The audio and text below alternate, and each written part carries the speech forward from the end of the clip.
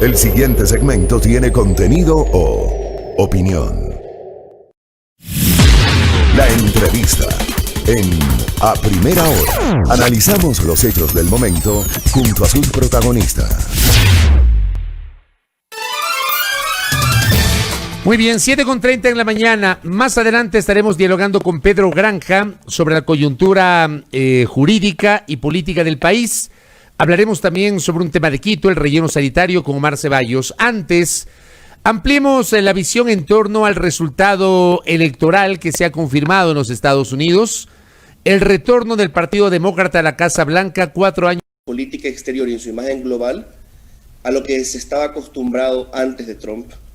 En muchos sentidos, la reapertura a sus alianzas clásicas, la reapertura a sus políticas clásicas exteriores en comercio, en seguridad, es un poquito la vuelta a la normalidad.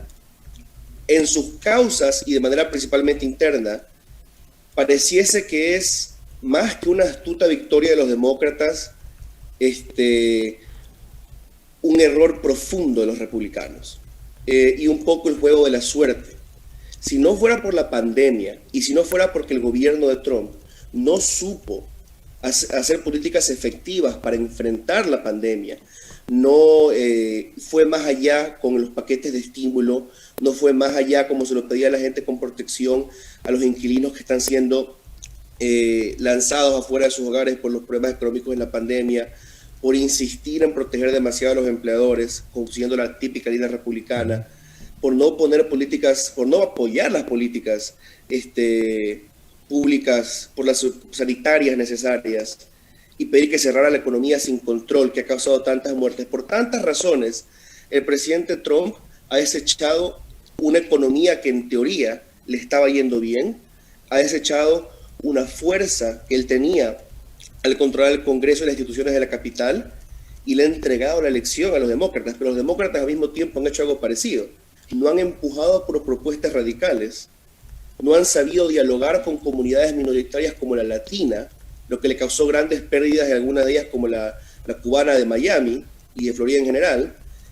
No supieron decir, nosotros vamos a defender en el Congreso un agresivo paquete de estímulos, que no es lo que la gente pedía para apoyarlos económicamente, ni protección seria a los inquilinos y a los empleados durante la pandemia, en las condiciones especiales y peligrosas de la pandemia, cosa que la gente también pedía, y por no poner una propuesta verdaderamente radical, por solamente oponerse negativamente a la imagen de Trump y no darle a la gente una propuesta alternativa, ganaron con las justas una elección que después de la pandemia se proyectaba que tenía que ser una victoria mucho más grande.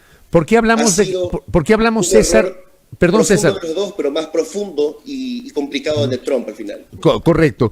¿Por qué decimos que ganamos con las justas? Porque revisando hay, digamos, una distancia que sí le saca respecto de el número de representantes al colegio electoral, que sí le saca a Biden. Pero ¿por qué decimos que le gana con las justas?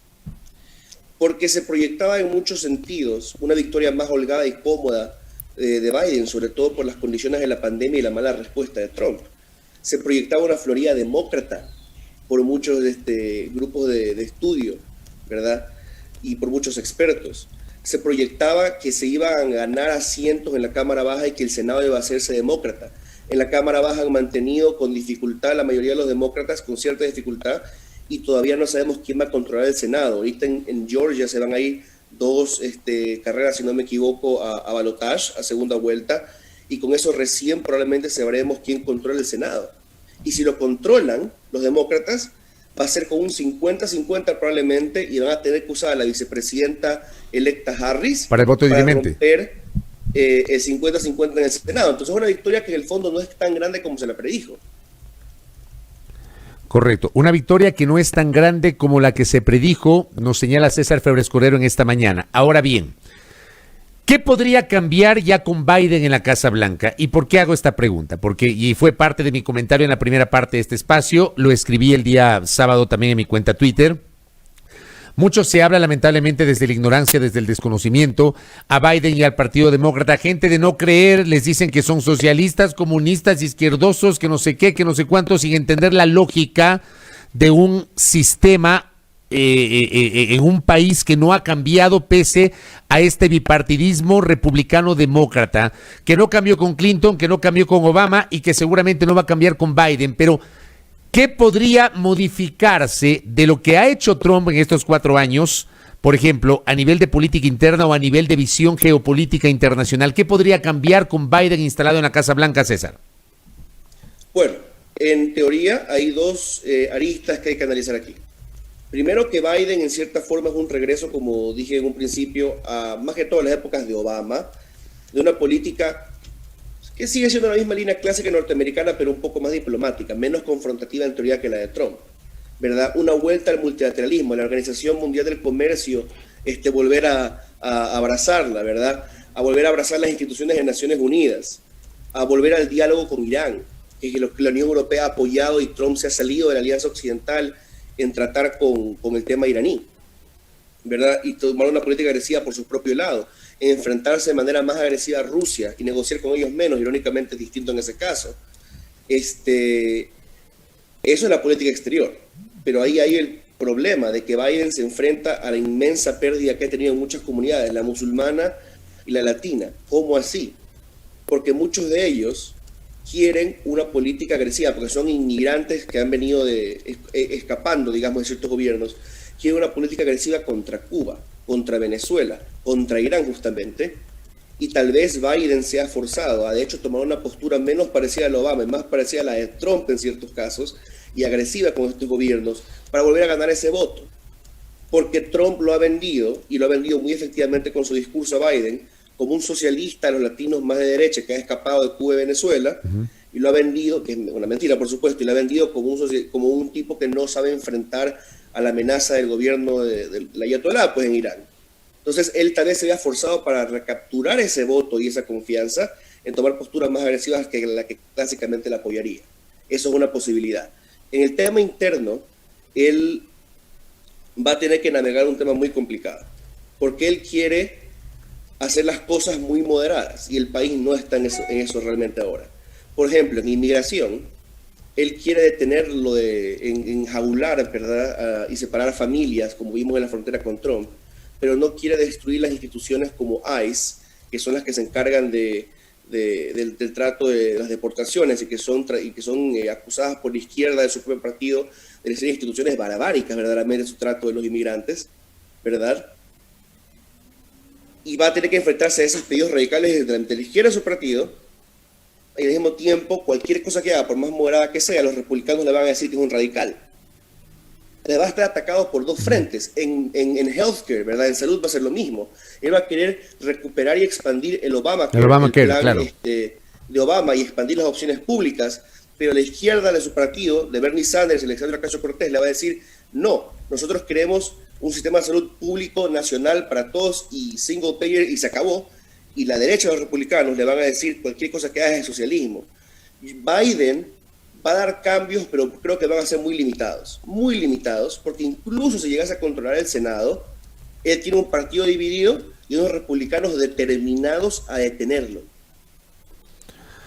Este voto de los latinos en contra de Biden se justificaba, César. ¿Se esperaba ese voto de los latinos en contra de Biden y a favor de Trump? Por algunos de nosotros sí, aunque la gran mayoría de análisis que yo vi pretendía darle, ya estimaba que iba a haber un aumento de voto latino para Trump, pero no se estimaba que sea tan grande. Creo que superó un poco las expectativas, pero fue por la capacidad de movilizar al cubano y al venezolano que siente miedo de los gobiernos de Cuba y Venezuela y quiere un gobierno marcadamente anticomunista, que aunque Biden ha dicho su plan de gobierno y en su carrera ha demostrado que es anticomunista, de verdad, Trump tenía una línea más agresiva, más clara, y logró plantear una imagen de Biden como amigo del castrochavismo, como se lo llama a veces, que pues no tiene sentido realmente, pero es un testamento a la capacidad del discurso de Trump de convencer y de llegar a la gente.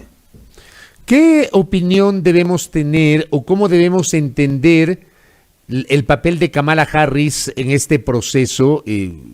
Creo que lo de Kamala Harris tiene un papel superlativo por su condición de mujer, por su condición de migrante, por su condición de afro y por su experiencia de vida.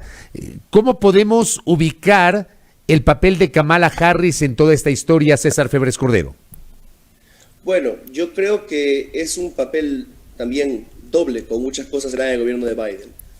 Simbólicamente, como usted dice, ella representa una victoria para comunidades históricamente marginadas en los Estados Unidos, para la comunidad indoamericana, ¿no? Ella es descendiente de familia de la India, para la comunidad afroamericana, para las mujeres en la política, pero la carrera, la persona de Kamala Harris es extrañamente para algunos hasta reaccionaria, por usarla de cierto término. El ala más liberal, más progresista, más izquierdista del Partido Demócrata, incluso los republicanos que se aprovechan de ese discurso, dicen con certeza, Kamala Harris, cuando fue fiscal general de California, apoyó y aplicó políticas draconianas contra comunidades marginadas, políticas draconianas en torno al tema del uso y consumo de drogas contra la comunidad afroamericana, el encarcelamiento masivo, la pena capital, si no me equivoco. Entonces la carrera de Kamala Harris la persigue y es más bien un símbolo de cómo el gobierno de Biden le está cerrando mucho el paso a la izquierda de su partido, al movimiento de Bernie Sanders, de Ocasio-Cortez, de Rashida Tlaib, ¿verdad?